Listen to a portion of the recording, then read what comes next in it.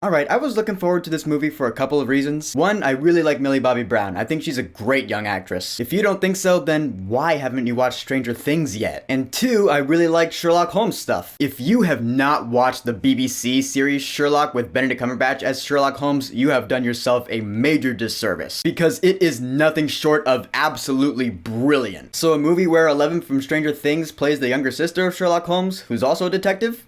Sounds right up my alley. Let's watch it.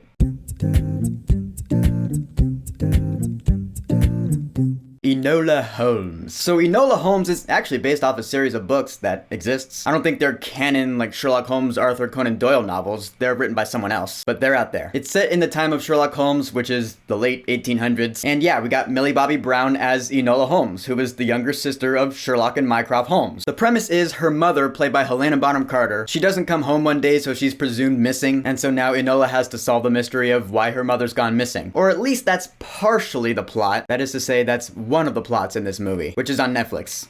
Should have said that earlier. But the plot that seems to take more precedence here is that while Enola is searching for her missing mother, she runs across this boy who's in danger because of his whole situation, and so Enola decides to help him out. That plot plus the missing mother plot, now we have Enola Holmes. And people are actually really liking this movie, which tells me that there might just be something wrong with me, because I was not the biggest fan of it. I mean, I didn't hate it by any means. It wasn't stupid or anything. Maybe I'm just an asshole. That is possible. But there were just some things I didn't like about this movie, and they brought it down a little bit, in my opinion. I mean, Millie Bobby Brown, she is a great actress, like I said, and she's really good in this movie. And the movie does a thing where she actually will turn to the camera and narrate the film, kind of like Deadpool, where like the movie starts out and she's like, "Hello, my name's Enola Holmes. Here's my situation." And then at points throughout the movie, she'll turn to the camera and give you like a comment or tell you a little bit more about what's going on here. I actually like that. I thought it was cute and it worked for this movie. Until one point towards the end where she totally Blue's Clues us. She's stuck in a situation, she doesn't know what to do, and then she looks at the camera, she's like, "Do you have any ideas?" At that point, I was like, isn't that what, like, Dora the Explorer does or some shit? I felt like I was 3 years old watching Blue's Clues again. It was weird. And then you have this guy, Viscount of something or other, some long British name that I don't remember, Thewsbury or something, who looks like all of One Direction rolled into one guy. And right during his first scene with Enola Holmes, I was like, God damn it, we got a love interest? I did not see that coming, because the trailer didn't show that there was going to be a love interest at all. So when there are scenes of just him and Enola and they're talking, I just wanted to be all like, teenage romance, who gives a shit, I didn't care for this teenage romance in the slightest. I mean, there's a point where like he said something kind of flirty, and then Enola turns to the camera and she blushes. She's like, "Oh my god, he just said that." Yeah, it kind of felt like high school bullshit at some points. I wasn't a big fan of that. And it took up a big chunk of this movie too. That's what really brought it down for me. However, Sherlock Holmes in this movie is played by Henry Cavill, aka Superman, aka my man crush. Seriously, man, I'm straight as an arrow, but if he told me he wanted to make out with me, I'd be like,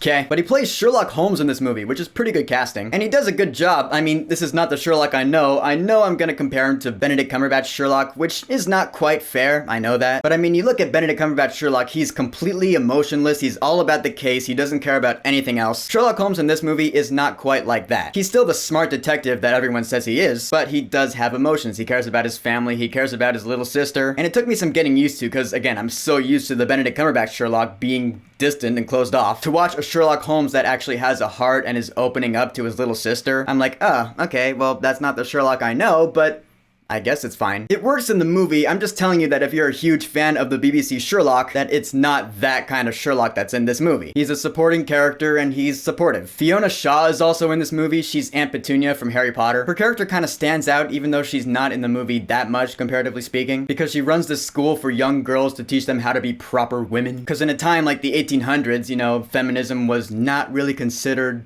big, to put it mildly. So Fiona Shaw's character is kind of like a toned down version of Professor Umbridge. She's really stern, she's strict, she was good. Now as for the movie itself, like I said, I wasn't the biggest fan of it. I mean, the movie is a mystery. It being a Holmes story, it has to be. So Enola is out on her quest, she's looking for clues, some of which I felt came a little too easily to her. Like when she comes across a clue, it seems really convenient. Like at one point she's lost in the woods, she doesn't know where to go, and then she hears a noise. Ooh, maybe I should follow that noise. That'll lead me where I need to go. I'd be like, yeah, no shit.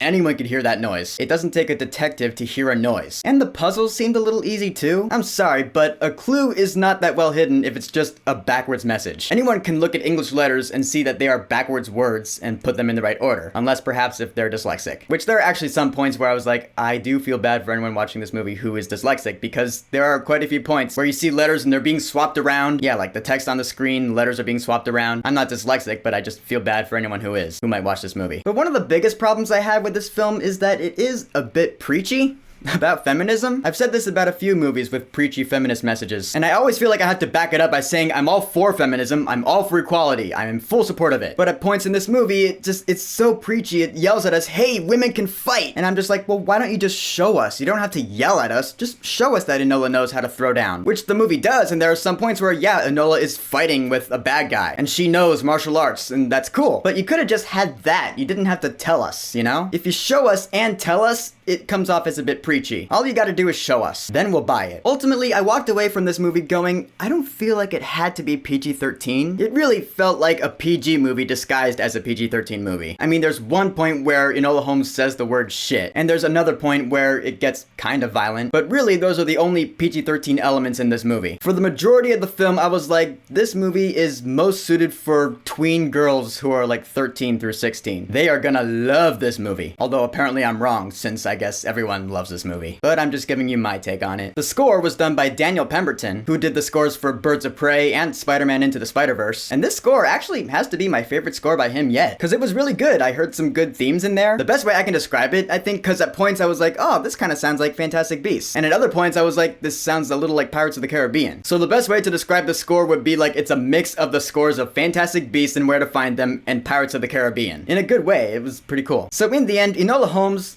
I just thought was alright. I still love Millie Bobby Brown. I still think she's a great young actress. All the other characters are just fine. I didn't care for the teenage romance at all. It was probably my least favorite thing about the movie. It felt a little preachy with its feminist message, and the clues and puzzles seemed a little too easy. But I like the narrative aspect of it. I like the score. It's a fun Holmes adventure for younger people. But it's no Sherlock. Now I'm gonna go watch that again because it's real good shit. So Enola Holmes, have you watched it? What did you think about it? Whatever you think, go ahead and leave a comment. And don't forget to subscribe.